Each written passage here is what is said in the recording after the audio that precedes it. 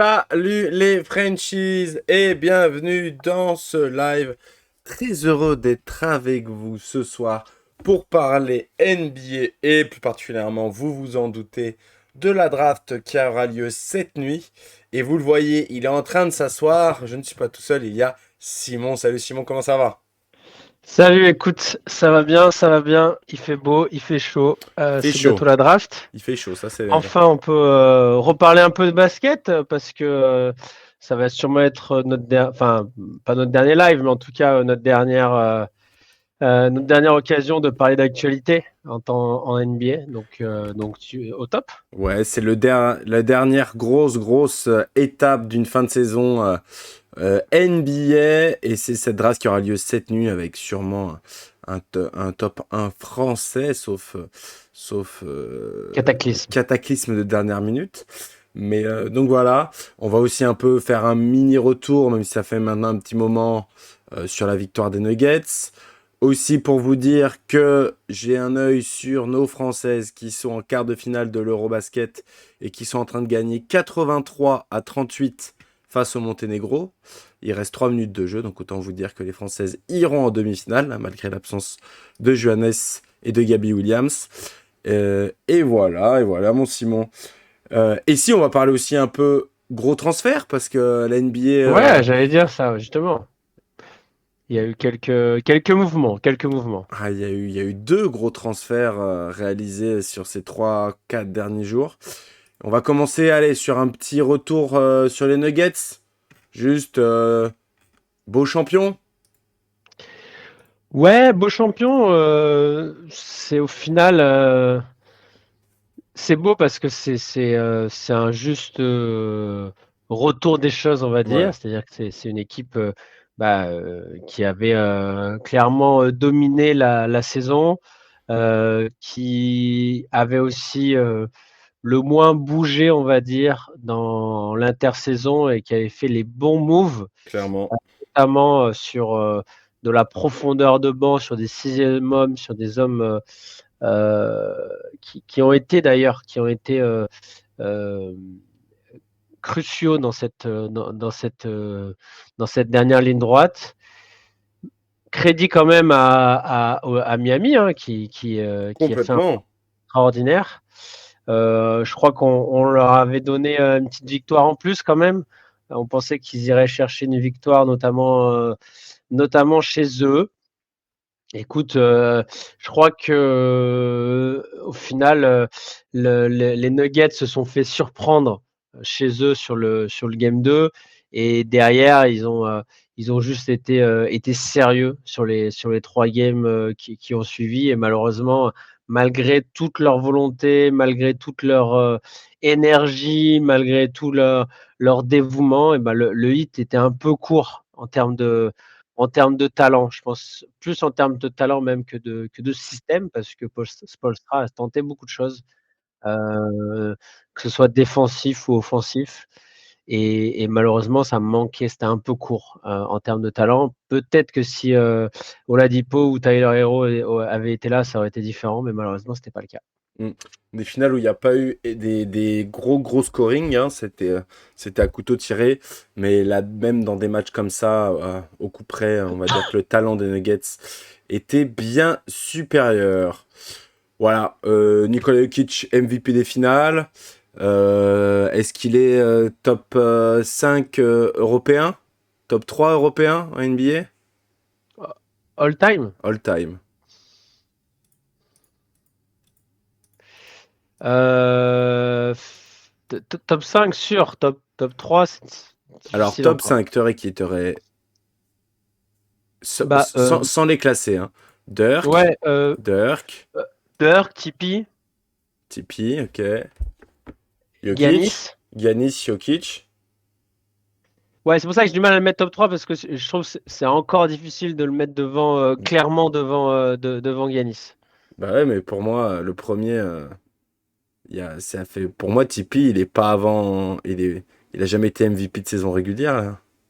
Tipeee, Ah, hein. de saison régulière, ouais, mais il a plus de titres. Ouais, mais les autres, ils ont deux. Ils en ont deux des titres de MVP de saison régulière. Moi, clairement, Giannis et Jokic sont devant Tipeee en termes de classement des Ah Européens en ouais? NBA. Ah bah oui, largement. Les solo franchise de leur équipe sur des petits. Salut Colas, on fait un petit point juste avant d'attaquer draft, vu qu'on n'a pas fait de live depuis les derniers matchs des finales. Et on disait, Jokic, quel classement dans les tops des joueurs européens NBA? Et moi je disais qu'il était sur le podium. Et Simon en bon chauvin, nous mettait Tipeee Non, mais en fait, potentiellement devant. tu mets en avant les récompenses individuelles. Moi, je Bah, mets la en greatness. avant la longévité du bonhomme, Mais attends, mais les titres collectifs. enlève Giannis des Bucks, mets Tipeee. Les Bucks, ça gagne pas un championnat, hein. Je sais pas. Oh, la mauvaise foi du type. Oh mon dieu. Non, ouais, sûrement. Mais après, euh, Giannis, il pourrait partir, tu vois. Il pourrait partir tous les étés. Personne lui a demandé de rester aux Bucks. Oui, Les mais Bucks pourraient mieux l'entourer aussi. ouais, C'est enfin, un tout après que Giannis, il a gagné tu. avec les Bucks en tant que patron. Patron solo, où son deuxième meilleur joueur, c'était Chris Middleton, frère. Excuse-moi. Ouais, mais après tu peux gagner aussi. Alors, je dis pas que c'est le cas forcément pour les deux, mais parfois tu gagnes aussi par des concours de circonstances sur certaines joutes de playoffs, des blessures à droite, des blessures à gauche, une équipe favorite qui se chie dessus, etc. Alors qu'il y allait plusieurs fois et le gagner plusieurs fois, là c'est quand même costaud, tu vois. Ouais, bon, Je ça va. pense que si Jokic et Yanis ont au moins un deuxième titre, là, je serais d'accord pour le mettre devant. Ah, d'accord. Ouais, bon. Soyons d'accord que nous ne sommes pas d'accord.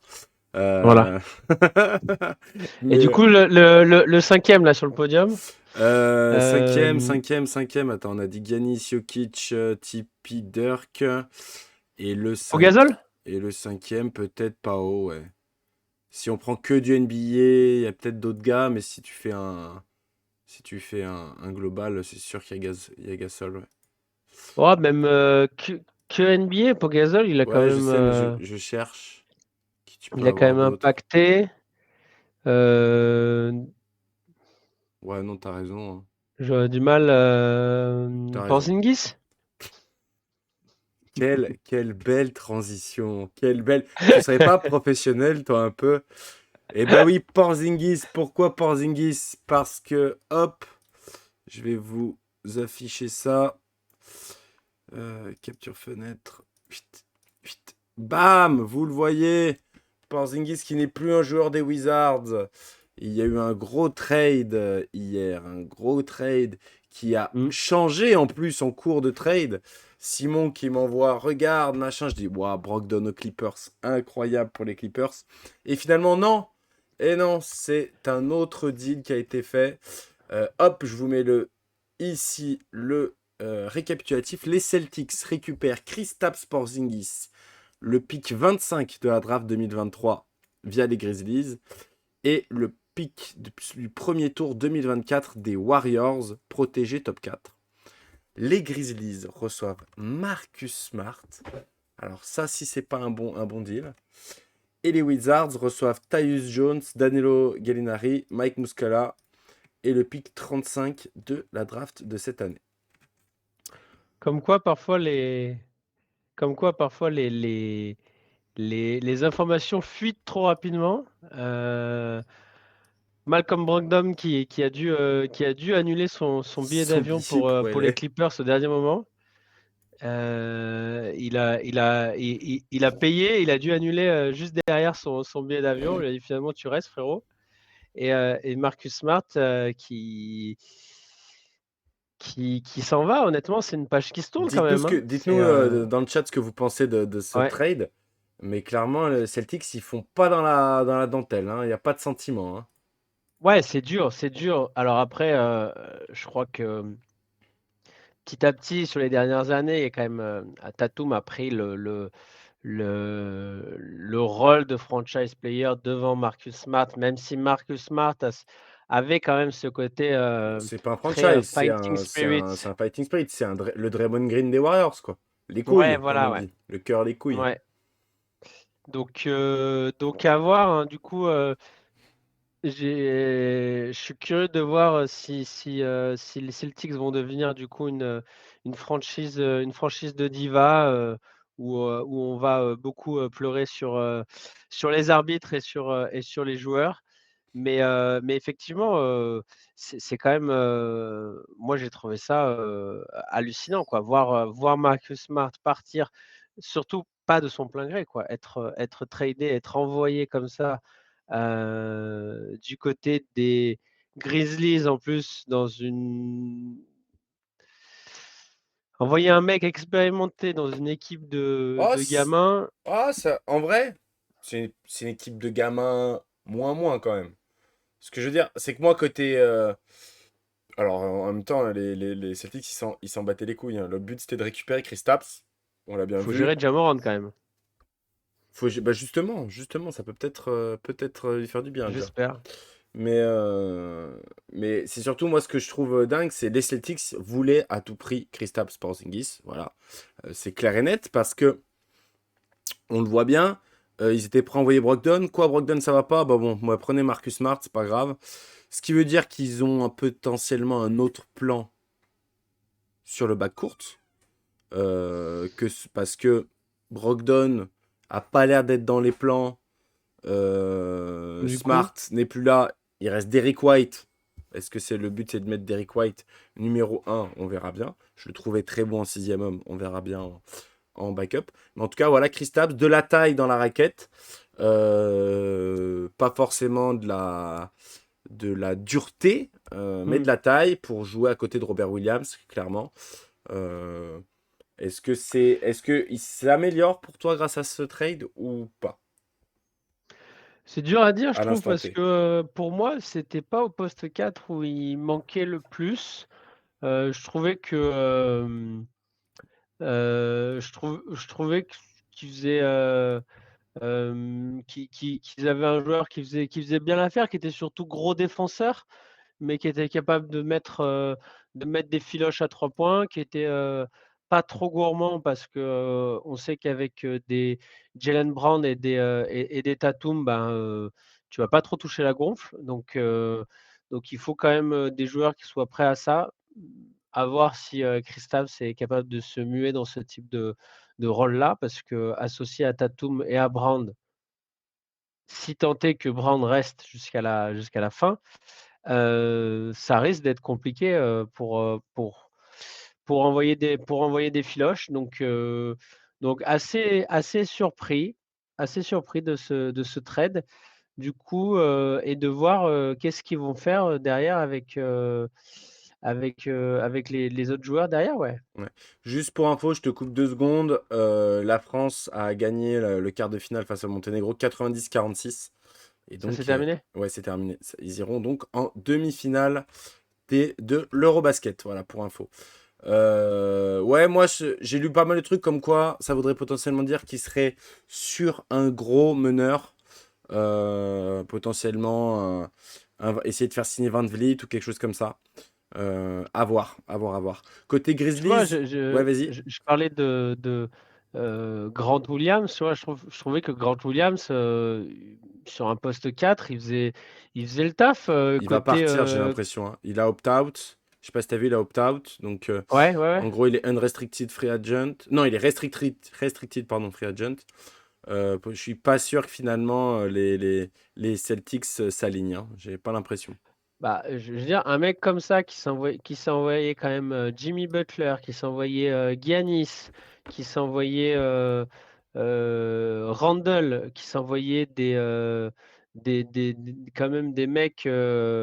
Bon, après, j'allais dire Tobias Harris. Bon, Tobias Harris, c'est moins costaud, Ouais, mais quand mais même, tu quoi. vois, qui s'envoyait quand même souvent des franchise players ailier fort, voire intérieur. Et qui était un gros. Un En mec fait, costaud, dur au mal, ouais. qui demande pas Jokic la était à Muse. balle, qui joue collectif, qui est capable de rentrer ses shoots à 3 points, qui prend du rebond, aller le remplacer par un Kristaps Porzingis qui certes est meilleur offensivement, Non, pas de plus malus. grand pour attraper des rebonds, mais tu prends un dur au mal pour le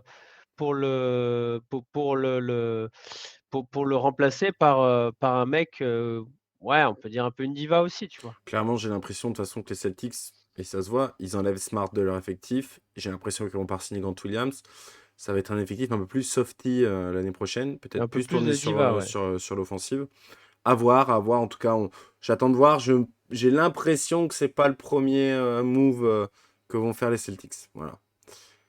Les Grizzlies qui reçoivent Marcus Smart, bah, il va pouvoir faire l'intérim pendant les 25 matchs de suspension de Ja Morant. Ça, c'est déjà pas mal. Et Ouais, puis peut-être que les Grises avaient envie de un peu mettre du plomb dans la tête de cette équipe. Donc à voir, à voir, à voir. Mais en tout cas, je trouve ça pas mal de la part des Grizzlies qui étoffent leur effectif. Parce que bon, ils perdent quoi? Ils perdent Tyus Jones. C'est pas non plus la fin du monde. Et un pick 25 de cette année, c'est pas mal en vrai pour avoir Marcus Smart. ouais, c'est sûr que tu upgrades avec Tyus Jones. Après, c'est vrai que Tyus Jones a quand même une super cote sur le C'est un marché en tant que bon remplaçant. Ouais. sur ce Hem, sur ce rôle de meneur backup qui est si dur à trouver en NBA, il avait vraiment une super cote. Alors, jamais pour prétendre ou rarement pour prétendre à un rôle de meneur titulaire, mais en tant que meneur backup, il a toujours eu une très, très bonne cote. Donc, je suis pas étonné qu'il le lâche pour vraiment pour upgrade quoi, pour un top player parce que Tyus Jones a une super cote, côté NBA et c'est pas mal quand même pour les Wizards de récupérer un Tyus Jones, à voir s'il reste, mais c'est un bel assist. Écoute, bah, on va partir sur les Wizards qui récupèrent Tyus Jones, Danilo Gallinari, Mike Muscala et seulement un petit pick. J'étais très étonné que les Wizards récupèrent qu'un 35. petit pick 35 parce que bon, clairement côté Wizards, on va en parler avec l'autre trade qui a eu lieu plus tôt dans la semaine. C'est bonjour, ceci était un vide-grenier, allez-y, prenez tout, on reconstruit. Ouais. On a clairement appuyé sur le bouton rouge, on a tout fait péter, on Clairement. repart à zéro. Et je crois que pour moi, c'est une bonne chose et je trouve qu'ils le font même tard. Ah bah, Je trouve que ça fait quand clairement, même ils auraient dû faire ça l'année dernière. je trouve que ça fait plusieurs saisons que. Alors oui, il y a 2 ans, ils surfent sur un Bradley Beal de gala. Ouais, Kuzma qui arrive et qui est bon aussi, mais bon, Kuzma qui est pas mauvais, mais je trouve que ça fait longtemps ouais, qui qu'il sont dans un ventre mou, ça hein. ça Ouais. fait longtemps, très longtemps qu'ils essayent de construire autour de, à la base, John Wall, Bradley Beal. Après Bradley Beal, ça fait longtemps que ça marche pas, que dans le meilleur des cas, ils finissent 8e, ils font un premier tour de play-off et ils se font sortir 4-0. Donc, je trouve que ça fait longtemps qu'ils auraient dû appuyer sur ce bouton rouge. Enfin, ils le font, mieux vaut tard que Que jamais. jamais, ouais. Et ils vont pouvoir, faire un beau tanking, une belle saison bien pourrie et repartir avec un haut choix de draft l'année prochaine. Eh oui, et ce qui fait que, hop, je passe tout de suite à l'autre. Bah, tu en as parlé, Bradley Bill, qui part aux Suns contre le cadavre de Chris Paul, Landry Shamet et des pick swap et des second tours de draft. Et de l'autre côté, donc les Suns, ils récupèrent Bill et puis ils récupèrent aussi deux autres joueurs. Jordan Goodwin et un autre gars que je connaissais pas du tout, Isaiah Todd, voilà. Isaiah Todd. L'arme. Les Suns, la grosse team de All-Star côté Suns. Qu'est-ce que t'en penses? Mmh, ouais, sur le papier, un top 3 incroyable sur le papier, 3 des meilleurs joueurs de la ligue, un top 3 incroyable. Après, à voir, parce que, on sait qu'on gagne pas un titre avec 3 joueurs, hein, Ouais, ouais, donc tout à fait. à voir Ah, c'est que le début, ouais, côté Suns, clairement. ce que les Suns arrivent à récupérer, à mettre autour. Parce que premièrement, au niveau salarial, ils ont très peu de marge de manœuvre, hein. On est quand même sur 3 mecs qui prennent pas mal de cash. Et Ayton en prend aussi beaucoup. Ayton en prend beaucoup. Ayton, tu vois, on parlait des divas, il fait un peu partie de ces divas-là. Qu'est-ce que lui, il va, récupérer justement de 3 mecs qui je mets, je vais mettre KD de côté. 2 mecs qui aiment beaucoup avoir la balle entre les mains. KD aime beaucoup, mais il peut se muer un peu plus, je pense, Ah, clairement. Il a, on- en ouais, en free and D. Mais, en tout cas, Ayton, je pense que c'est pas Rudy Gobert, hein. Heu, S'il commence à faire des écrans, on lui donne jamais la balle et tous ses points, il les met sur des rebonds off, qu'il se crée lui-même entre guillemets, il va vite pas faire les efforts le frérot, hein. Moi, je Donc suis pas sûr qu'Ayton reste dans la franchise. Potentiellement, c'est un bon asset de trade. Alors moi, je trouve le trade incroyable, pas forcément dans le jeu des Suns, mais plus dans le sens où tu arrives à transformer un Chris Paul tout vieux et un Landry Shamet en Bradley Beal. En termes de valorisation de tes assets, ouais, c'est très très bon. Surtout que maintenant, toi-même, tu n'as plus la no trade clause de Bradley Beal, donc tu peux le trader comme tu veux, le frérot. Il a plus de choix. C'est aussi pour ça que le package est petit, hein. C'est que Bradley Beal ouais, avait une autre a éclose. dû dire non à beaucoup de franchises. Côté jeu sans ballon, moi je trouve que Booker et Durant peuvent le faire.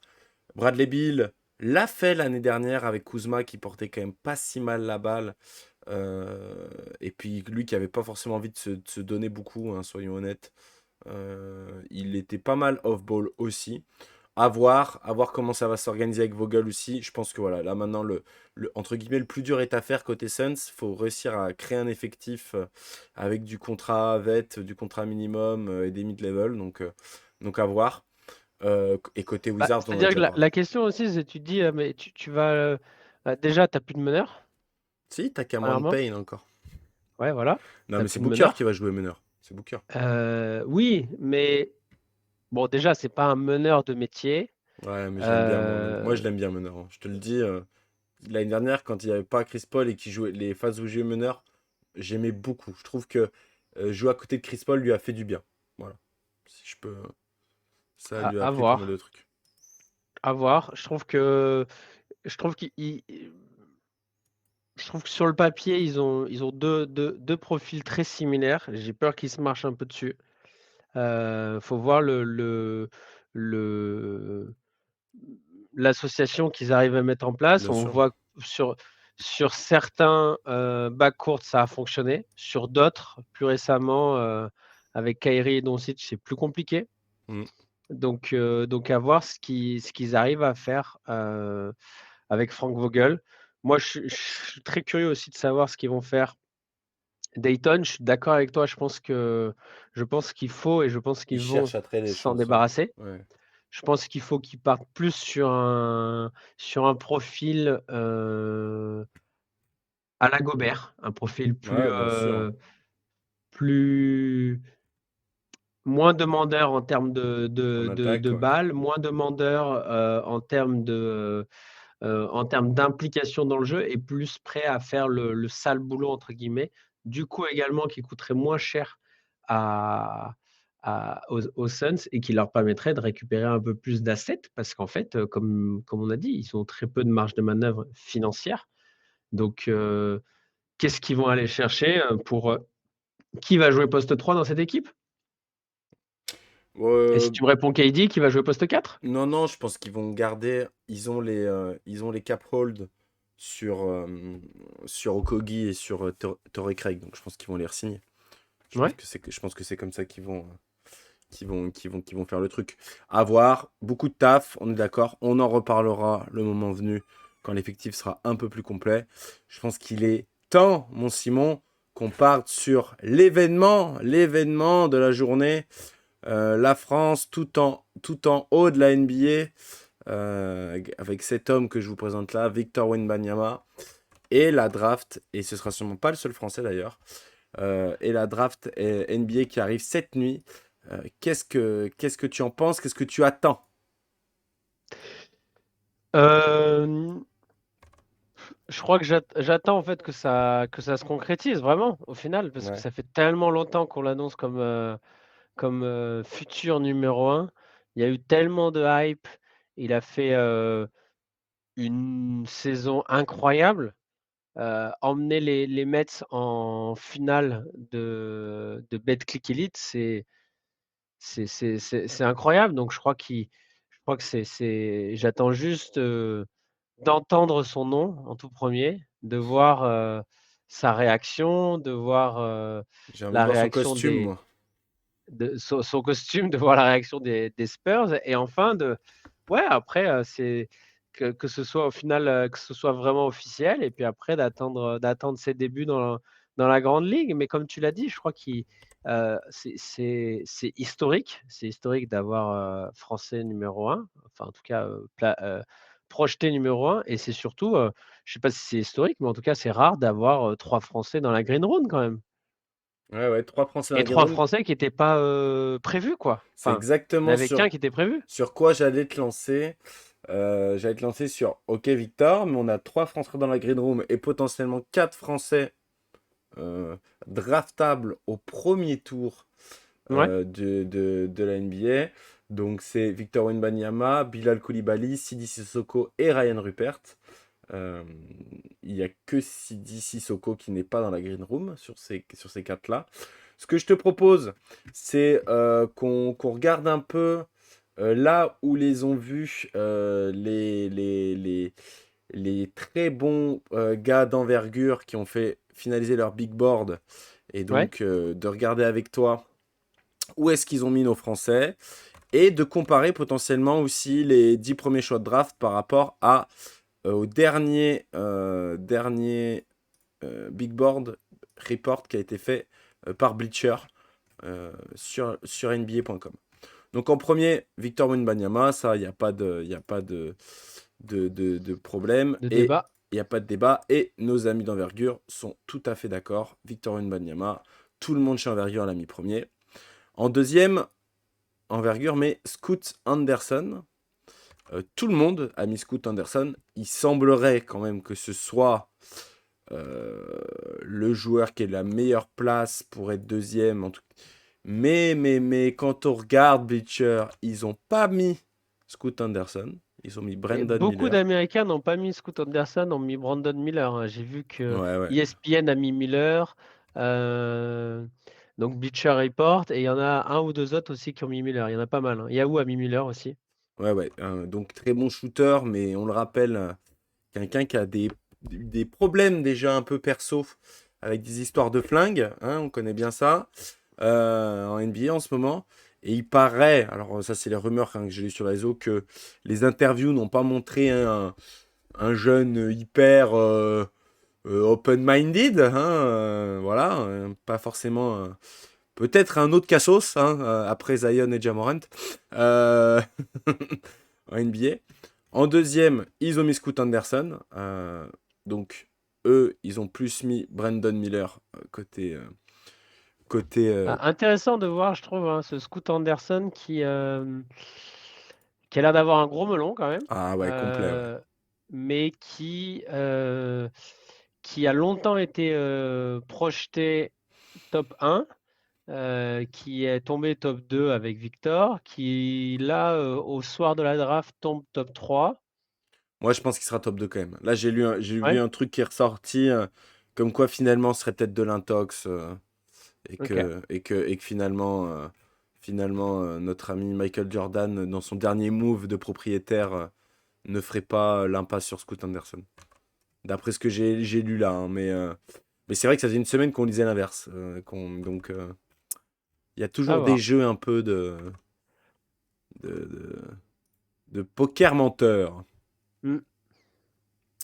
Bon, donc là, c'est le top 3. On va pas aller plus en détail pour les autres. Ce que je voulais voir, c'est Bilal Koulibaly, qui est top 10 chez nos amis d'envergure. Ça serait cool. Deux joueurs français dans le top 10, Simon. Ouais, top 10, ça le ferait tomber dans quelle équipe? Eh ben, je vais te dire ça. Alors, on Je va me voir ce souviens que dit. On va plus. voir si Bleacher Report était d'accord. Moi, je l'avais vu Bleacher pas Report mal. est d'accord passer aux Dallas Mavericks. C'est vrai que ça Ah, lui irait bien, les Dallas alors, Mavericks. je me souviens justement que j'avais vu que les Mavericks étaient très intéressés par Bilal, mais dans beaucoup de mock draft américaines, je l'ai vu au Thunder. Je sais plus en quelle position c'est, mais Thunder, j'étais Thunder, Thunder, c'est 12. 112, voilà. Bah, s'il tombe, quoi. S'il S'il tombe chute. un peu, Mais là, il a fait que je monter, hein. Il a fait que monter, hein, ces Et derniers ouais, ouais, mois, ouais, hein. c'est vrai, c'est vrai. Et je serais surpris parce que du coup, j'ai eu pas mal de rumeurs justement sur les Dallas les Mavericks qui seraient intéressés pour le récupérer. Et surtout, je trouve qu'au Thunder, aller récupérer un mec qui est extrêmement jeune, qui a encore besoin de prendre un peu physiquement pour étoffer son jeu, je pense. Ouais. Et, et surtout dans une franchise au Tender où ils ont quand même pas mal Tu crois ce qu'ils type vont de drafter le joueurs Thunder? Ils vont qui ont pas trader, mal non? ce type. J'étais surpris de le voir arriver au Tender dans les drafts américaines parce que je trouve que ils ont pas mal ce type de joueurs un peu polyvalents, jeunes à potentiel. Donc j'étais surpris qu'il tombe dans une équipe comme ça. Je le vois un peu mieux aux Mavericks, justement, dans une équipe un peu plus qui s'est cassé la gueule cette année, mais un peu plus installée, Ouais, je suis euh, d'accord, hein. avec, avec avec certains joueurs expérimentés, avec un meneur All-Star, avec potentiellement Kyrie Irving. Donc je le vois bien, je le vois bien. Je trouve que les Mavericks, ça pourrait être pas mal et puis il retrouvera, peut-être un deuxième Français là-bas. Tu parles de qui? Francky? Abandonne cette idée, va. Francky va jouer Il au il il est il LDLC Asvel l'année prochaine. je crois qu'il a fini, hein, il est en Je fin de sais plus contrat, je s'il lui crois. reste des contrats ou pas, je sais plus. Je crois que il avait signé 2 ans. Je Mais vérifie. ouais, non, Bilal, très bien. Il est bien monté sur ces dernières mock draft. Donc, je suis très content pour lui. Les Mavs, en vrai, avoir un ailier comme Bilal Coulibaly, ça leur irait parfaitement. Bien explosif, bien qui peut défendre, qui peut shooter. Why not? Moi, je dis oui. Pas étonné s'il est encore un peu plus haut. Avec la hype qui monte, là. Victor qui parle de lui dans ses interviews. Ouais. Pas étonné, pas étonné s'il monte encore un peu, hein. Je regarde qui tu peux avoir. Le Jazz, ouais, les Wizards potentiellement. À voir. Effectivement, Franck, C'est finito. il avait signé pour 2 ans avec une deuxième saison non garantie Qu'ils ont garanti. qu'ils ont garantie, enfin qu'ils ont signé et donc là, il est en fin de contrat. Ok, ok, ok. Donc pas dit qu'il reste le frérot.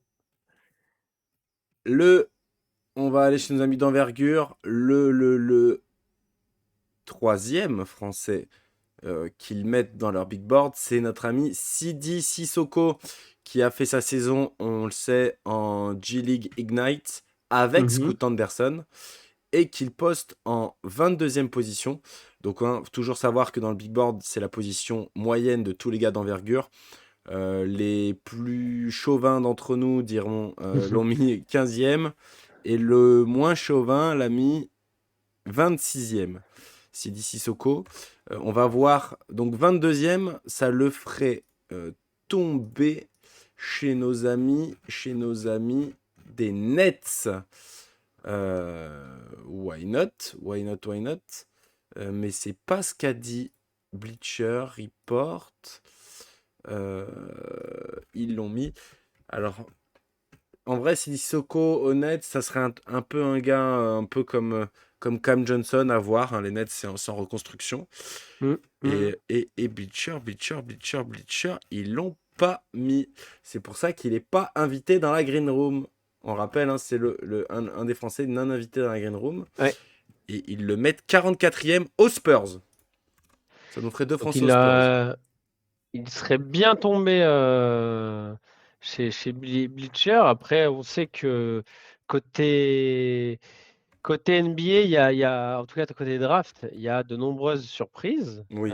Souvent, il y a beaucoup de Et à de partir du pic joueurs. 20, et à partir du pic 20, ça peut aller dans tous les sens. Parce que On ça pique au besoin, non plus, mais après. Exactement. Donc, ça pique au besoin, ça pique au feeling, ça pique, au au combine, Ouais, oh, aux tests qu'ils ont fait exactement. avec avec les différentes franchises.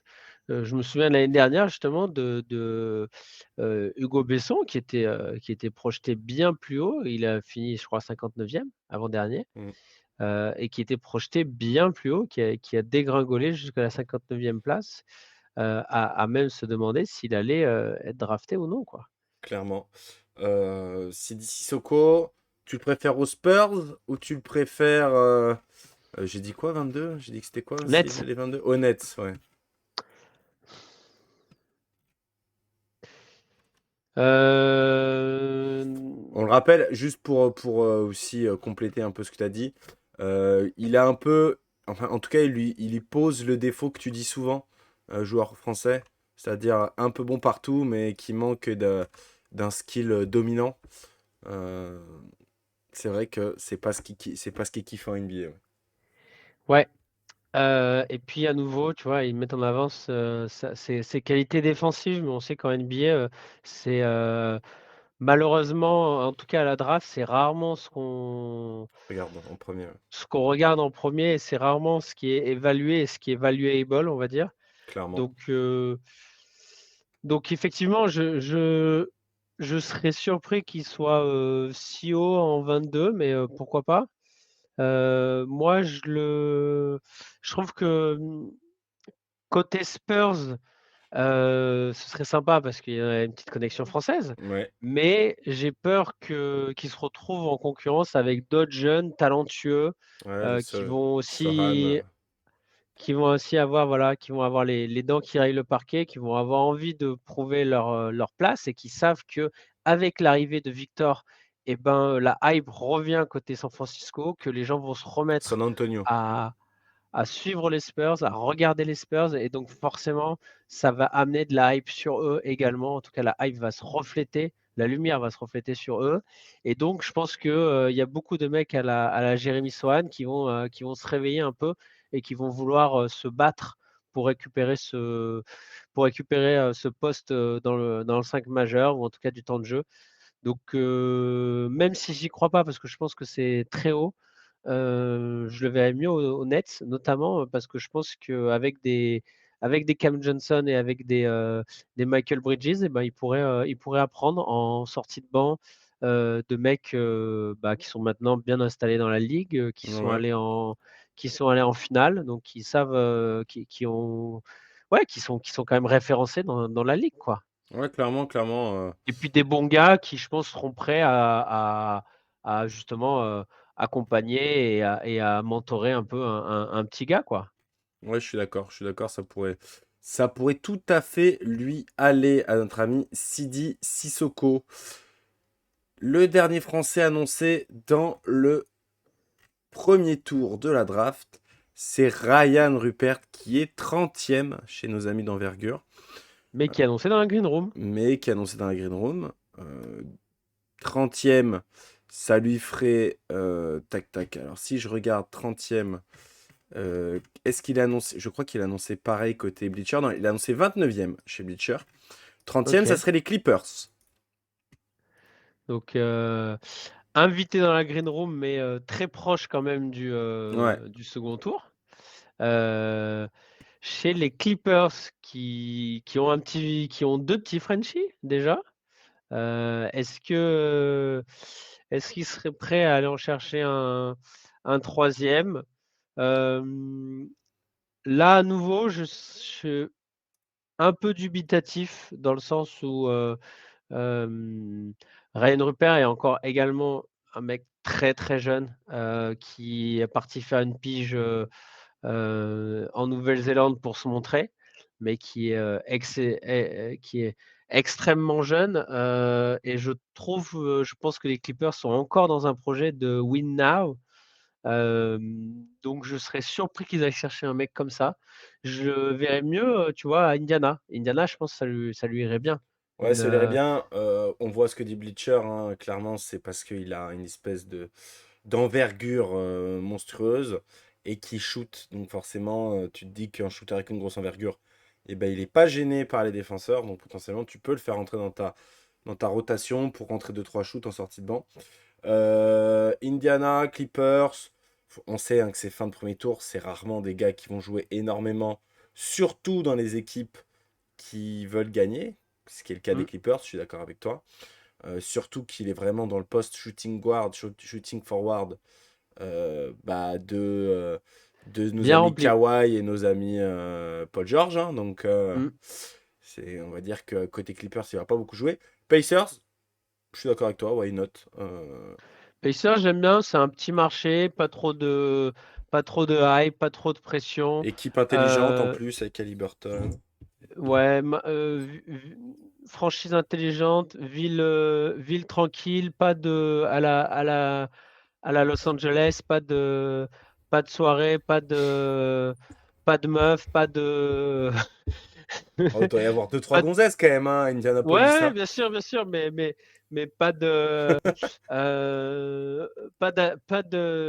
heu, d'actrices porno cheloues qui Elles sont plus à qui la qui Nouvelle-Orléans, celles-ci, ouais. qui menacent de leaker des Des sextapes, sextapes. et d'être enceinte de toi. Donc, je pense que voilà, un vivier, sympa pour pouvoir se développer tranquillement. Ouais, non, ouais. Pourquoi pas. En tout cas, ça voudrait dire qu'on aurait, d'après Bleacher et d'après Envergure, trois joueurs français dans le top 30. Quatre Voire joueurs. 4, hein, Quatre parce que quatre du pardon. coup, Quatre qu'est-ce que je dis? Quatre joueurs dans le top 30. Ça serait incroyable, en vrai, en termes de, de, de nombre de Français. Et si on descend un peu, est-ce que des Français au second tour? Pas pour envergure, mais Nadir Rifi, 61e, donc non, non premier non drafté. drafté. Ça serait dur. Je sais pas ce que dit Bleacher. Attends, est-ce qu'ils nous mettent Nadir Rifi euh, tuc, tuc, tuc, tuc, tuc. 44e, là c'est Sidi Sissoko. Money Bates. Non, non, non, non, non, non. Ils mettent pas Non Nadir drafté Rifi non également. plus. Drafté, non drafté. On a vu qu'il avait signé au Paris Basket, non, c'est ça? Ouais, Nadir ouais. Rifi. Donc je pense que lui aussi s'attend pas forcément à être drafté non plus, hein, soyons honnêtes. Mais moi je dis why not, hein, un point guard comme ça. Les Suns, ils ont un second tour de draft, je sais plus lequel c'est. Bah, 52e. je sais qu'à un moment, il avait pas mal de hype. Il avait pas mal de hype, notamment parce que il a un shoot plus que correct, plus que fiable. Ouais, ouais. Donc, pourquoi pas. Après, effectivement, ça me paraît malheureusement compliqué.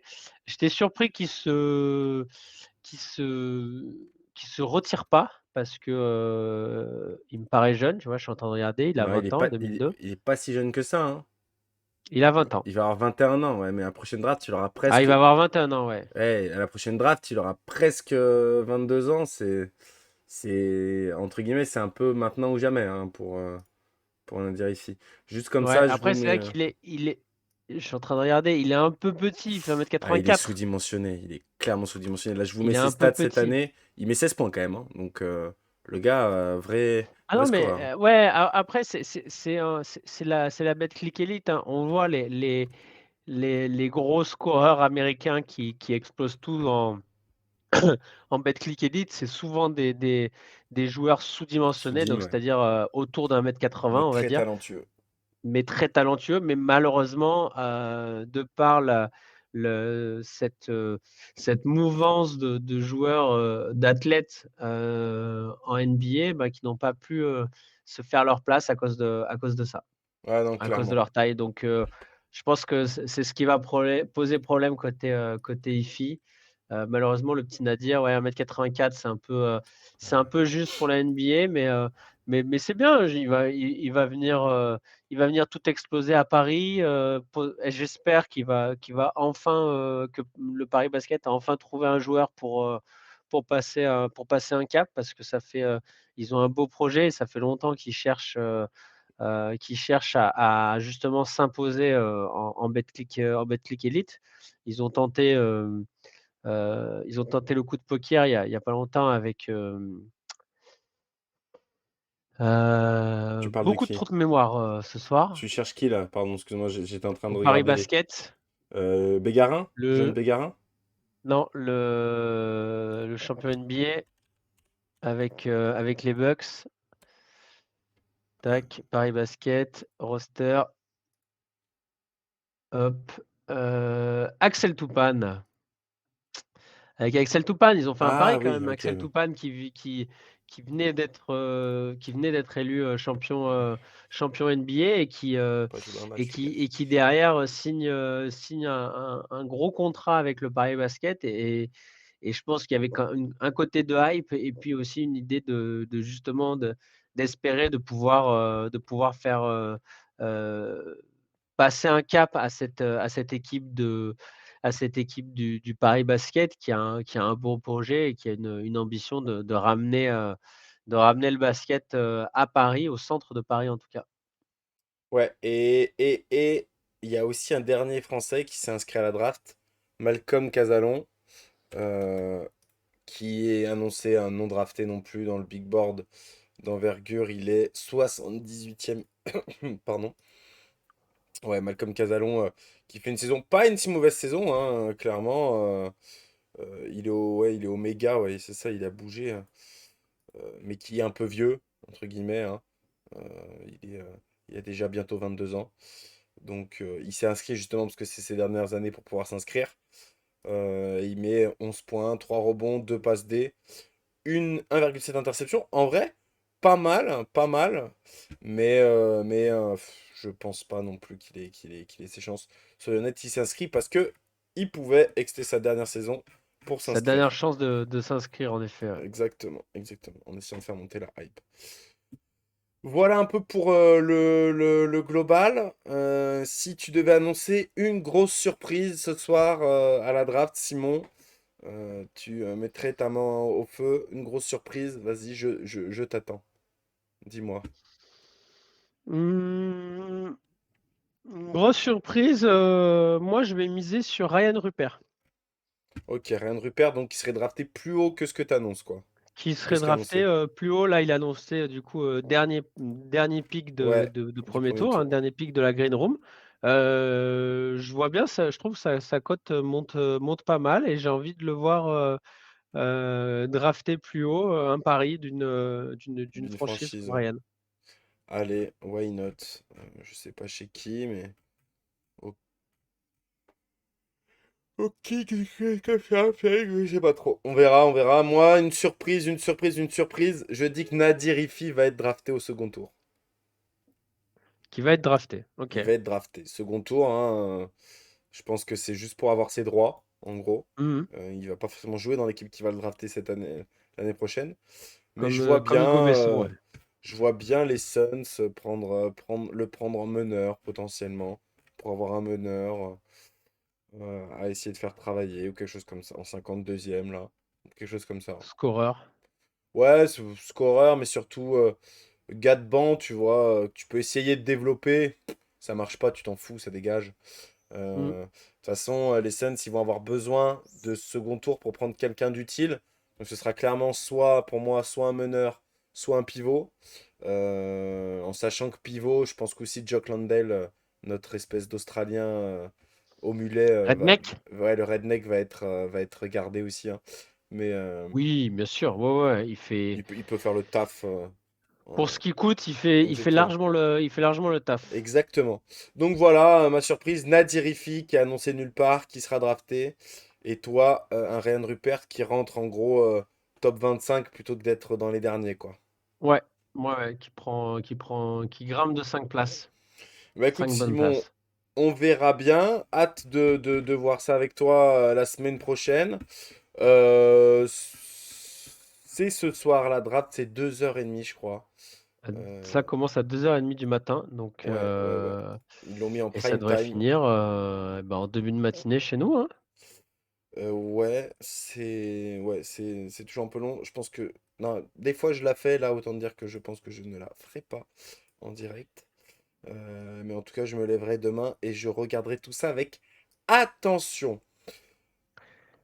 Surtout sur le premier tour, avec une petite pression Ah, toujours une petite pression sur l'annonce du premier non, pick et il n'y a puis pas de voir pression. après, Il n'y a pas de pression sur l'annonce du premier pick.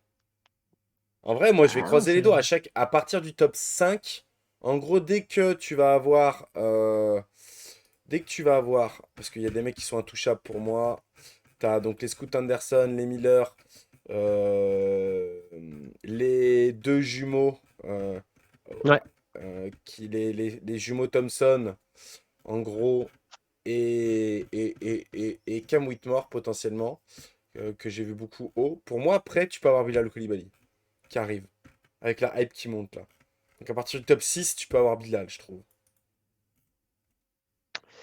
Ouais, ouais, surtout que la chance qu'il a, c'est qu'il a été avec les Mets, que les Mets sont allés loin en playoff et que du coup, il a pu Et que être, tout était diffusé par la ouais, NBA, donc il a été qu'il a pu vu. être scouté, Il a été que bon pour en l'avoir playoff. vu, effectivement, il a été bon, il a bien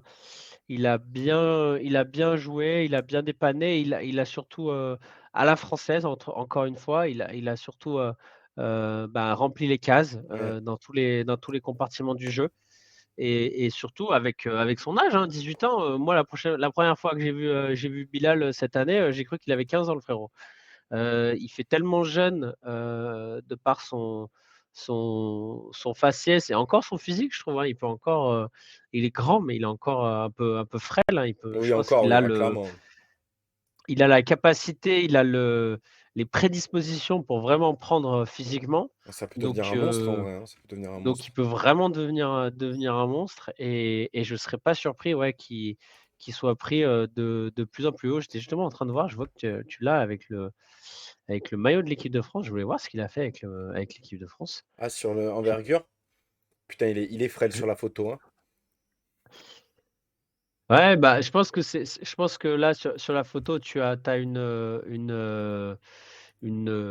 photo je pense que c'est d'équipe espoir, enfin Équipe de jeune, France ouais, ouais. Espoir. Équipe jeune, ouais, j'arrive pas à voir, avec son petit numéro 6 là. Ouais.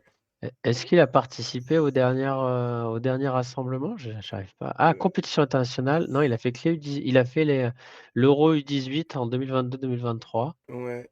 Euh, 7 matchs joués, 6 victoires, une défaite, 17 minutes de moyenne, 63% au shoot, 30% à 3 points. 4 rebonds, une passe décisive, 7,7 points par match. Propre. Propre en vrai, propre. Du Bilal, 1,99 m. Ouais, ouais, ouais. Écoute, mais je pensais qu'il avait été appelé plus récemment avec l'équipe de France. Il a jamais joué avec Léa encore. Ok. Bah après avec la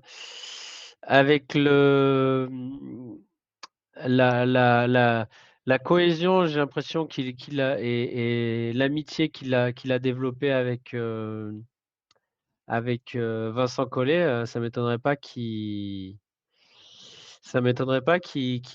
arrive très prochainement en A, hein. Ouais, ouais, en vrai, bah, ça va dépendre beaucoup de sa saison, là, s'il joue pas, hein, mais... Parce que bon, à ce poste-là, t'as des mecs comme Batum ou des gars comme ça qui ont Batum, Fournier, qui ont quand même un vécu avec l'équipe de France assez important. Mais à voir, à voir, à voir. En tout cas,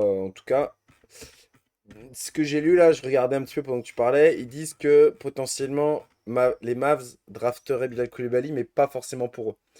En fait, ils le drafteraient le plus haut possible pour après l'échanger L'échanger. sur une grosse valeur. Donc, à voir, à voir, à voir. En tout cas. OK.